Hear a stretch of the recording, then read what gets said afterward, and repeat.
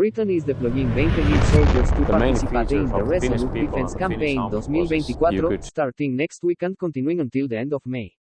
General Christopher Cavoli, the highest-ranking NATO commander, stated that the exercises will demonstrate the alliance's ability to quickly reinforce its territory in the event of an attack. The exercises will take place in Germany, Poland, and the Baltic countries, where they are believed to simulate a war scenario with Russia.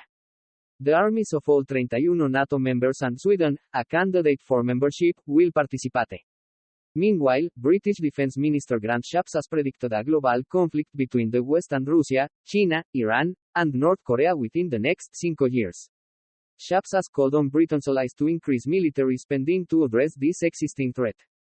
In his first speech as defense minister on Monday, Shapps described the United Kingdom as a leading global military power, citing a record defense budget of 50 libras billion, $63 estadounidenses billion, recent airstrikes against Houthi forces in Yemen, and Prime Minister Rishi Sunak's announcement of a 2 libras y 50 peniques billion, $3 estadounidenses y 20 centavos billion, military aid package for Ukraine last week.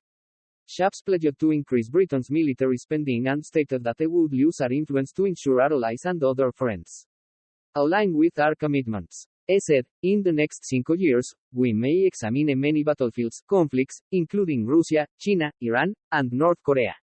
Ask yourselves, looking at conflicts around the world today, is that number increasing or decreasing? I suspect we all know the answer. It has the potential to grow, so 2024 must mark a turning point.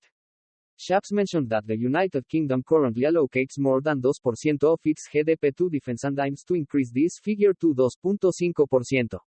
While NATO requires its members to spend more than 2%, only one-third of the 31 members actually meet this requirement, according to a report released by the bloc last summer. Shapps is not the first high-ranking UK official to predict the country's imminent involvement in a large-scale war.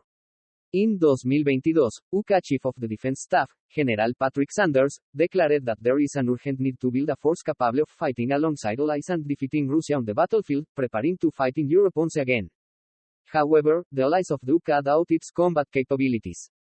Last year, a senior US general told Sunak that Washington sees the UK as only a second-tier military power, with a stature closer to Germany or Italy than first-tier powers like the USA, Russia, China, or France, as reported by Sky News.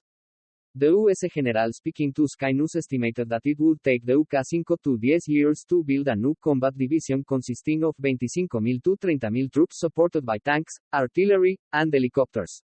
Addressing reporters after his speech, Shapps did not provide specific details on how potential conflicts with Russia, China, Iran, and North Korea might develop.